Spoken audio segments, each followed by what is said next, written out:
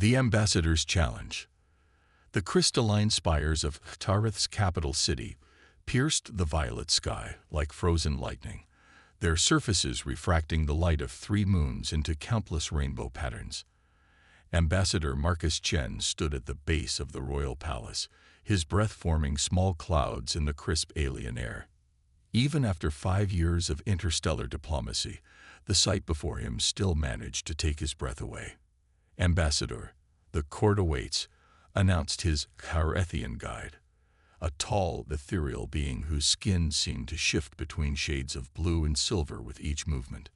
The guide's name was Taylor, and like all their species, they possessed an otherworldly grace that made humans appear clumsy in comparison. Marcus straightened his diplomatic uniform and checked that the peace treaty data cube was secure in his breast pocket. This meeting would determine the fate of human-Xarithian relations for generations to come. After decades of Cold War and mutual suspicion, both species had finally agreed to formal negotiations. The great doors of the palace swept open silently, revealing a vast chamber that seemed to be carved from a single massive diamond. Hundreds of Xarithian nobles lined the walls, their crystalline growths, a sign of status among their people, catching and splitting light into dazzling displays. At the far end of the chamber sat High Queen Zira, her form barely distinguishable through the prismatic throne that encased her. Standing beside the throne was Princess Irivin, heir to the Tarethian Empire.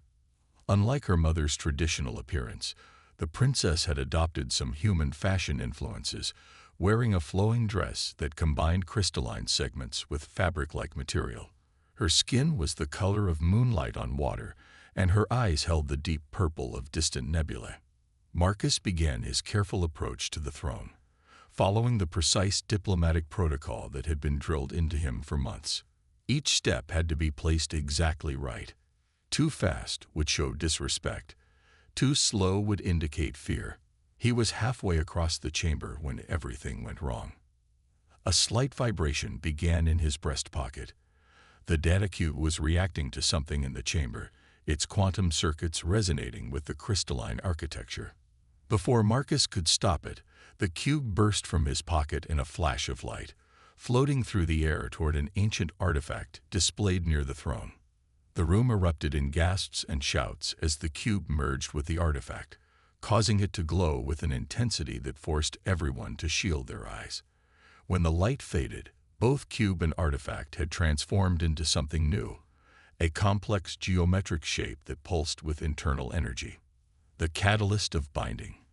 The High Queen's voice rang through the chamber. After 10,000 years, it has awakened. Marcus stood frozen, knowing he had just caused a major diplomatic incident, but unsure of its exact nature. The princess stepped forward, her expression a mixture of shock and curiosity. "Mother," she said, her voice carrying clearly through the now silent chamber, "the ancient texts speak of this. When the catalyst chooses 2 souls from different worlds, they must undergo the trials of union." The High Queen's crystalline throne crackled with energy. "You know what this means, daughter. The human ambassador has been chosen as your potential mate. By our most sacred laws, he must now prove himself worthy, or face execution for activating the catalyst unworthily." Marcus's diplomatic training hadn't covered anything like this. He looked around the chamber, seeing expressions ranging from outrage to fascination on the alien faces. The princess met his gaze, and for a moment, he saw something unexpected in those nebula eyes. Hope. "I accept the trials," Marcus said, surprising himself with the steadiness in his voice. He had come to make peace between their worlds. Perhaps fate had decided to take a more direct approach. The princess smiled, a subtle expression that nonetheless transformed her face. "Then let the ancient protocols commence. Ambassador Chen will face 3 trials. The trial of mind, the trial of spirit, and the trial of unity. Should he fail any of them, both our worlds will remain forever separate, and he will forfeit his life." As the pronouncement echoed through the chamber, Marcus realized that his mission had just become far more complicated than any diplomatic treaty. He was now playing for stakes higher than mere politics. The future of human-Xarithian relations would be determined by his ability to survive trials designed for a species that had evolved in ways humanity had barely begun to understand. The High Queen rose from her throne, her crystalline form towering over the assembly. The first trial will begin at dawn. Ambassador Chen, you have until then to prepare. Princess Erivan, you are forbidden from providing any assistance. This human must prove himself worthy of our bloodline through his own merit. As Marcus was led away to his chambers, he caught one last glimpse of the princess. She was studying the transformed artifact, her expression thoughtful. Just before the doors closed, she looked up and met his eyes again. This time, he was certain, behind the formal mask of royalty, Princess Erivan was just as interested in seeing where this unexpected turn of events would lead as he was. In his quarters, Marcus paced restlessly, his mind racing. The peace treaty was now the least of his concerns. Somehow, he had to survive 3 trials designed to test beings who could manipulate crystalline energy and had evolved under the light of 3 moons. Yet as he watched those moons rise through his window, casting their triple shadows across the crystalline city, he felt something unexpected: excitement. After all, humanity had not spread across the stars by backing down from challenges. Tomorrow, he would begin proving that humans deserved a place among the ancient races of the galaxy. And perhaps, just perhaps, he would discover why the princess's eyes had held the glimmer of hope when the catalyst made its choice. Trials of the heart. The first rays of Tarith's primary sun painted the crystalline city in shades of amber and rose. Marcus stood in the Chamber of Trials, a vast underground arena where the ancient rites of the Xarithian people had been conducted for millennia. The walls themselves seemed to pulse with stored energy, and the air crackled with an electricity that made his skin tingle. High Queen Zira's voice resonated through the chamber. The trial of mind begins. Ambassador Chen, you must navigate the crystal maze, a labyrinth that responds to thought and will. Many of our own people have lost themselves within its shifting corridors. Marcus glimpsed Princess Erivan watching from a high balcony, her expression carefully neutral. But there was something in her posture that suggested tension. Concern, perhaps. He had no time to ponder it as the floor beneath his feet began to transform. Crystalline walls erupted from the ground, forming a maze that stretched beyond what should have been possible within the chamber's confines. The walls were semi-transparent, refracting light in ways that created illusions and false paths. As Marcus took his first step forward, he realized the true nature of the challenge. The maze was alive, responding to his thoughts and fears. Each time he considered a direction, the crystals shifted, creating new passages or sealing others. It was like trying to solve a puzzle that actively fought against being solved. Several times he found himself walking on what seemed to be solid ground, only to discover it was an illusion created by light refracting through the crystal walls. But Marcus had an advantage the Xarithians hadn't considered. Humans, unlike their crystalline hosts, had evolved as pursuit predators. Their minds were uniquely adapted to tracking, to following paths that twisted and turned. Drawing on this ancestral heritage, Marcus began to see patterns in the chaos. The maze wasn't just responding to his thoughts, it was responding to his emotions. Fear created dead ends.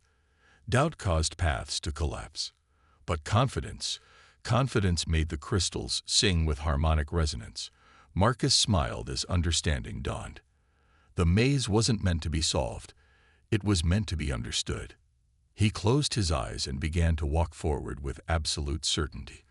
The crystals hummed around him, their frequencies matching his steady heartbeat.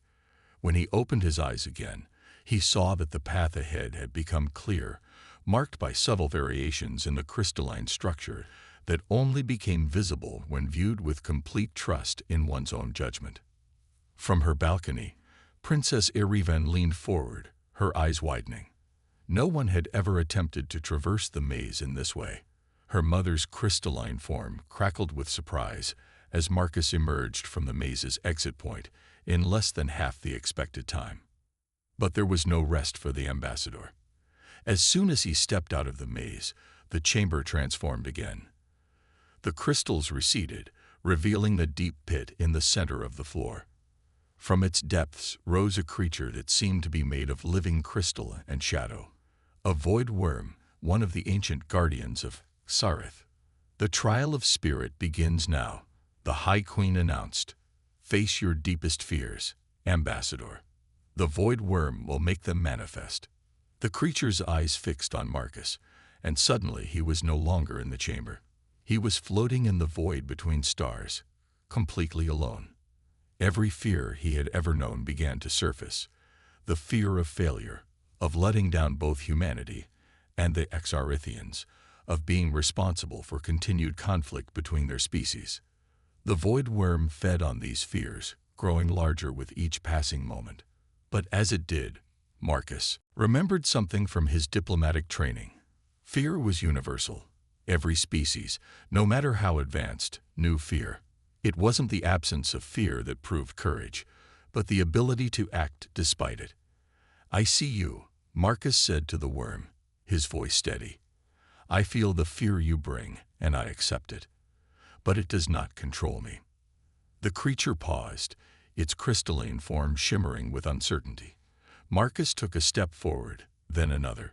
With each step, he acknowledged a fear, but refused to let it stop him.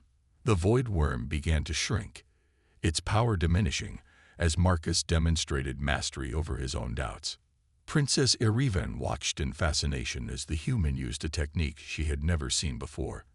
Instead of trying to banish fear, as her people did, he was embracing it, understanding it, and moving forward anyway. It was beautiful in its simplicity and profound in its wisdom. The void worm finally bowed its head to Marcus before dissolving into motes of light that danced around the chamber. The assembled Xarethians murmured in appreciation. No one had ever defeated the worm quite like this before. But the day's trials were not yet complete.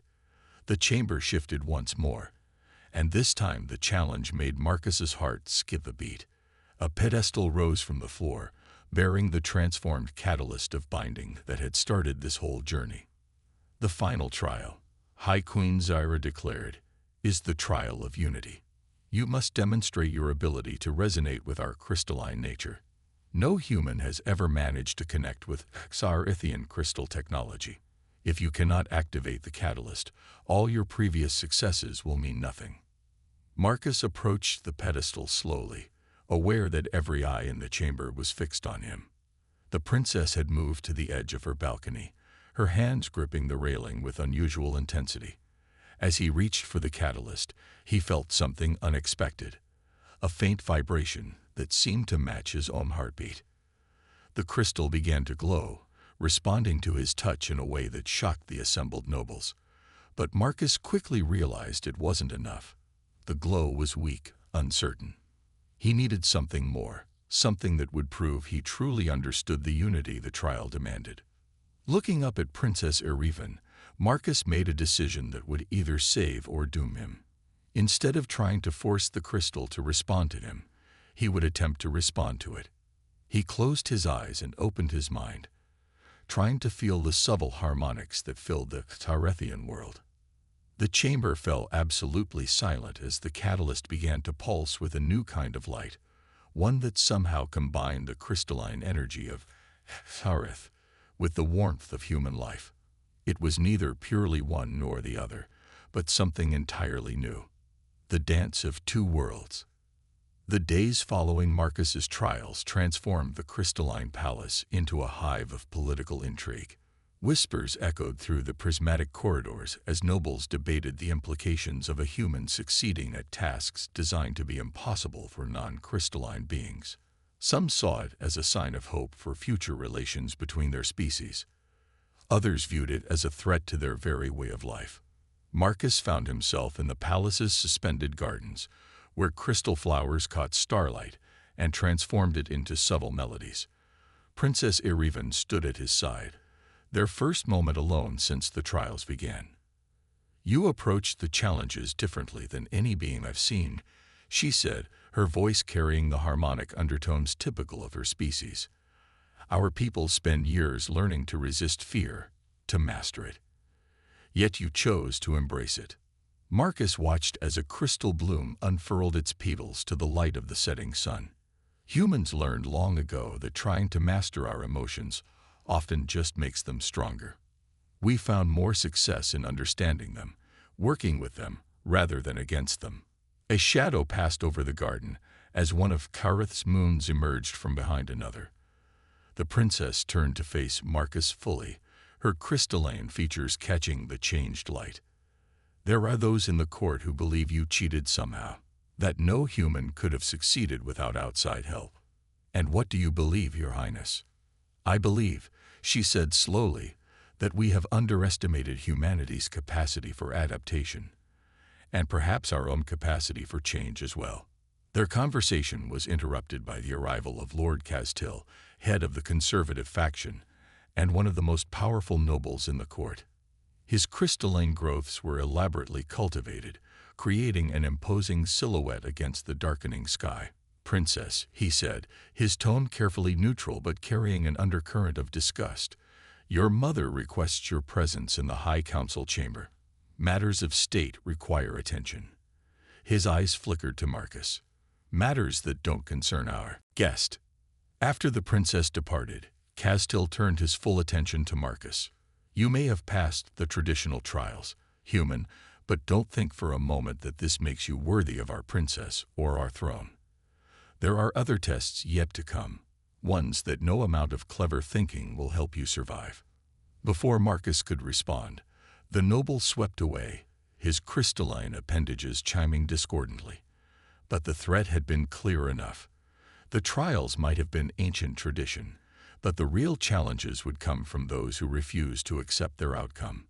In the High Council chamber, Princess Irivan found herself surrounded by the realm's most powerful nobles.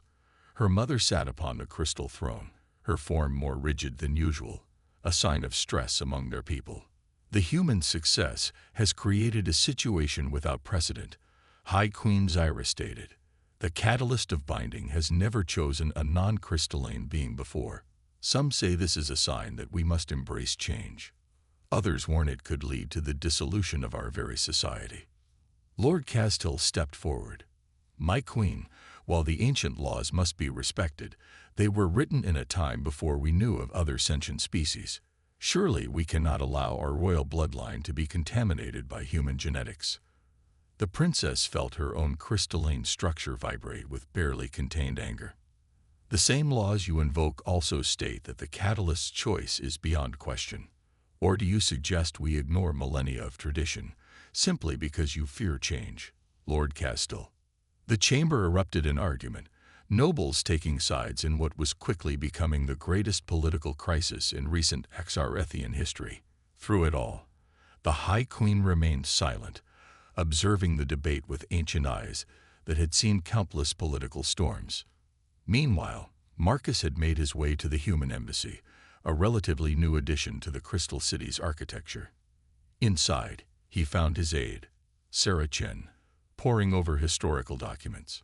The conservative faction is mobilizing, she reported without looking up. They're citing obscure laws and precedents, trying to find any way to invalidate your success in the trials. But they're also afraid. Your performance has sparked something among the younger nobles. They're beginning to question traditions that have gone unchallenged for generations. Marcus sank into a chair, feeling the weight of not just two worlds, but two possible futures pressing down on him. The princess. She's different from what I expected. She sees the possibility of change as an opportunity, not a threat. Sarah finally looked up, a knowing smile on her face. Just be careful. Romance between human and alien royalty sounds wonderful in stories, but in reality, it could spark a civil war that would destroy everything we've worked for. It's not about romance, Marcus protested, but even as he said it, he remembered the way the crystal flowers had sung when the princess stood close to him, how their harmonics had seemed to match the beating of his heart. As night fell over the Crystal City, 3 separate meetings took place in secret. In the depths of the palace, Lord Castil gathered his supporters to plan their response to this threat to their way of life. In the human embassy, diplomatic staff worked through the night, trying to predict and prepare for every possible political outcome.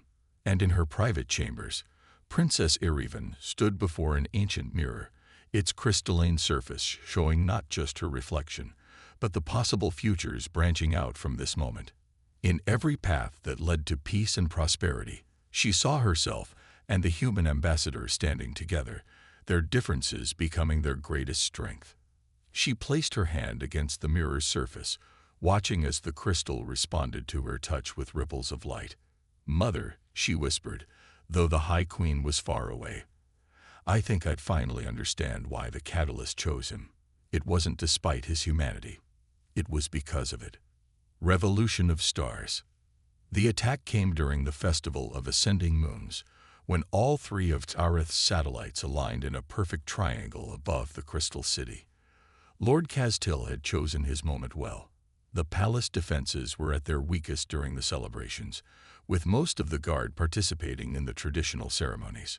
Marcus was in the Grand Observatory with Princess Irivan when the first explosions shook the crystal spires. They had been studying the ancient star charts that told the history of her people when the chamber's harmonics suddenly shifted, warning of danger. "The resonance crystals," Irivan gasped, her form flickering with anxiety. "They're being corrupted." Through the observatory's transparent dome, they watched as dark energy spread through the city's crystal network like poison through veins. The defensive systems, relied upon for millennia, began to turn against their own people. Crystal guardians that normally protected the palace streets now attacked innocent civilians, their programming twisted by whatever technological virus Castil had unleashed. "We need to reach the control nexus," Irivan said, her voice steady despite the chaos. "If the conservatives have found a way to corrupt our crystal technology, everything we've built could be destroyed." Marcus followed her through corridors that were rapidly transforming, crystal walls sprouting deadly spikes and barriers. His human inability to phase through crystal like the Xarethians would normally have been a fatal disadvantage, but he had spent his time since the trials studying their architecture. Every crystal formation, no matter how complex, followed mathematical patterns. "This way," he called out, pulling the princess down a maintenance shaft. "The corrupted systems are following standard security protocols, but they can't account for paths they don't know exist." Irivan's eyes widened. "How did you know about these passages? Even most of our own people have forgotten them." "I noticed that the crystal patterns in certain corridors didn't match the efficiency algorithms your people typically use. They were deliberately inefficient, hiding something." A squad of corrupted crystal guardians thundered past their hiding spot. Through the crystalline walls, they could hear Lord Castil's voice being broadcast throughout the palace. "The time has come to purify our society of foreign contamination." The human diplomatic mission was merely the first step in their plan to infiltrate and destroy our way of life. Even now, their ambassador corrupts our princess with ideas of change and progress. In the control nexus, High Queen Zyra fought against the technological corruption threatening to overwhelm the city's systems. Her crystalline form glowed with power as she attempted to purge the virus, but it had been carefully crafted to resist traditional Xarethian methods. "My queen!" A royal guard burst into the chamber. "Lord Castil's forces have taken control of the outer defenses. They're demanding your abdication and the immediate expulsion of all humans from Xareth." The High Queen's response was cut short as the virus reached the nexus itself. Crystal barriers erupted around her, cutting her off from the control systems. She could only watch as millennia of carefully cultivated crystal technology turned against her people. Marcus and Irivan arrived at a secondary control room, only to find it already overrun with Castil's supporters. The princess immediately stepped forward, her royal authority radiating from her crystalline form. "Stand down, by order of your princess. We serve the true Xareth," one of the guards responded, "not a princess who would dilute our bloodline with human weakness." What happened next occurred so quickly that even Irivan's enhanced perceptions barely caught it. Marcus, seemingly defenseless against the crystalline warriors, pulled a small device from his pocket, a prototype he'd been developing ever since he first arrived on Xareth. "I apologize in advance," he said, activating the device. It emitted a precise frequency that caused the corrupted crystal technology to resonate painfully. The guards stumbled, their forms flickering as they tried to maintain cohesion. "How?" Irivan asked as they rushed to the control panels. "Human music theory, believe it or not," Marcus explained while his fingers flew over the crystal interfaces. "Your technology operates on harmonics, like a vast musical instrument. I've been studying the frequencies, looking for ways our species could interact better with your systems. I never imagined I'd need to use it like this." But the victory was short-lived. As they worked to counter the virus, Lord Castil himself appeared in the doorway, his crystalline form twisted into something monstrous by the dark energy he had embraced. "You see, Princess," he snarled, "the human brings tools of destruction into our sacred halls. This only proves what we have said. They cannot be trusted." "You're wrong," Irivan replied, stepping forward to stand beside Marcus. "He brought understanding, not destruction. While you cling to rigid tradition, he learned to sing with our crystals in his own way." The corrupted noble laughed, the sound sending discordant ripples through the crystal walls. "And now you even speak like them, with their foolish metaphors. The time for talk is over. Our pure crystal legacy must be preserved." Castil raised his hands, dark energy coursing through his form. The entire room began to transform, crystal spikes erupting from every surface. Marcus and Irivan found themselves backed against the control panel, watching as one of the most powerful nobles in the Empire prepared to destroy everything in the name of preservation. But in that moment of crisis, something unexpected happened.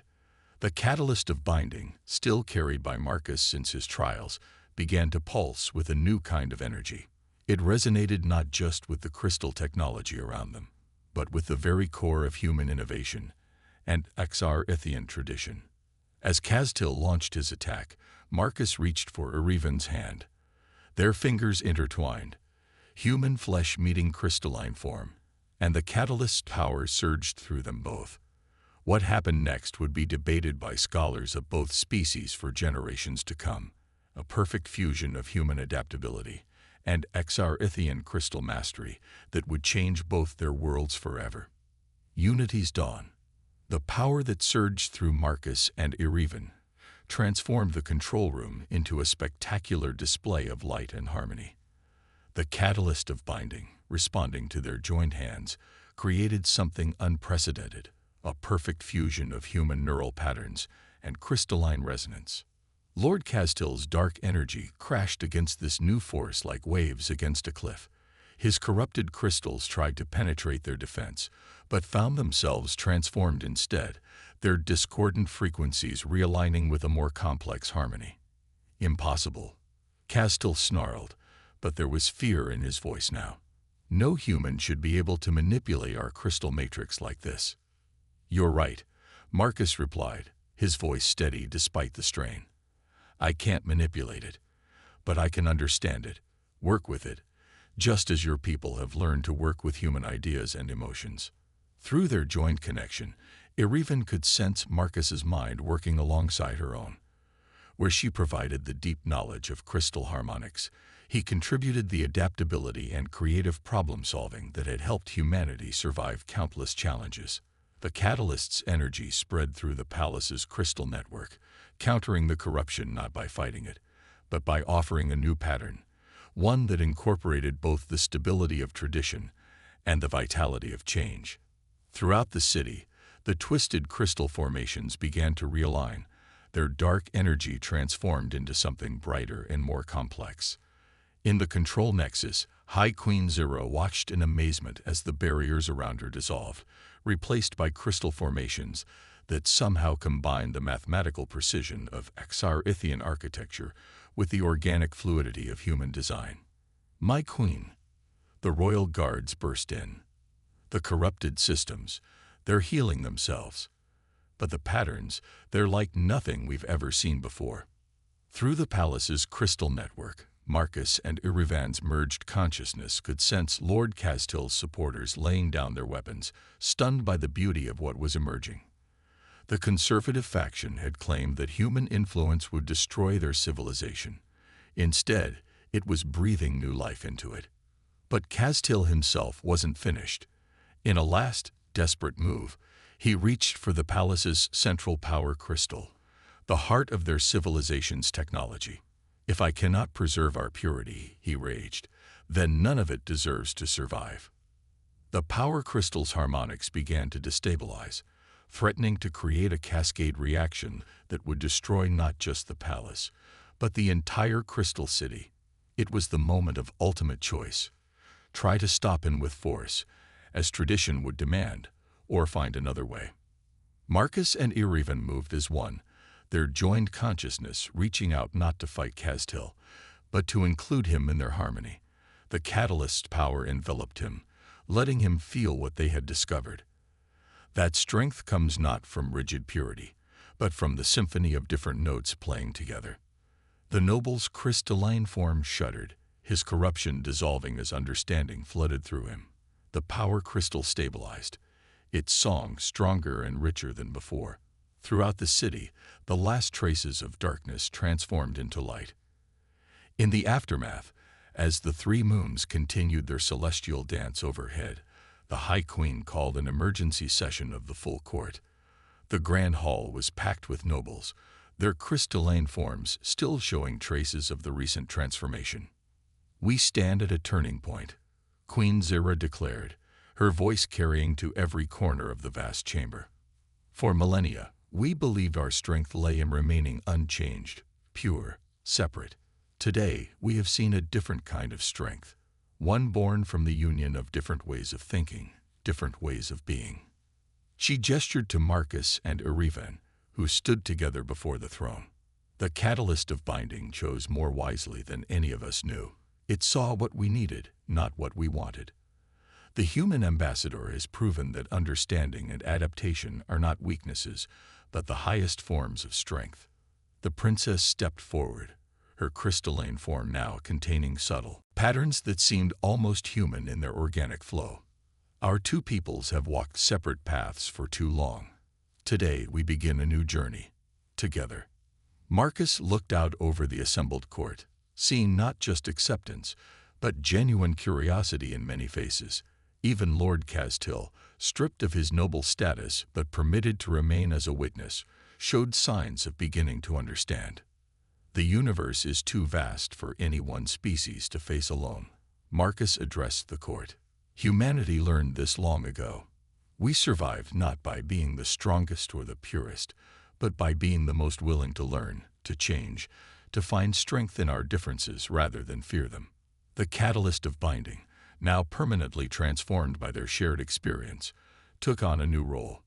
It became the cornerstone of a joint human-Xarithian research institute, dedicated to exploring the possibilities that arose from combining their different approaches to science, culture, and life itself. As the story of what happened in the Crystal City spread throughout both civilizations, it sparked a renaissance of cooperation and innovation. Human scientists learned to work with crystal technology in ways previously thought impossible, while Xarithian society found itself enriched by human adaptability and emotional wisdom. And at the heart of it all, a human ambassador and a crystal princess proved that love could indeed bridge the gaps between stars. Their union, blessed by both species, became a symbol of what was possible when fear gave way to understanding, when tradition and progress learned to dance together. The Crystal City itself was forever changed, its spires now telling a new story, one of two very different peoples finding harmony in their differences, creating something greater than either could have achieved alone. As the three moons of Xareth cast their light over this new creation, their triple shadows no longer represented separation, but the endless possibilities that arise when different worlds choose to face the future as one.